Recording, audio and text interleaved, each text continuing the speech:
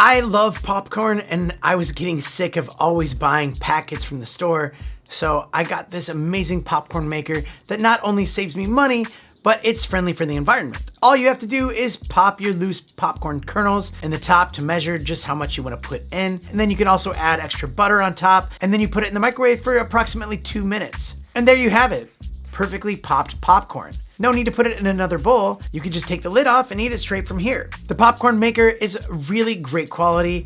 It's really heavy duty, so you'll be able to withstand the heat from the microwave, and it keeps all my popcorn in the container from start to finish. So I highly recommend it, especially if you're a popcorn lover, and thanks for watching.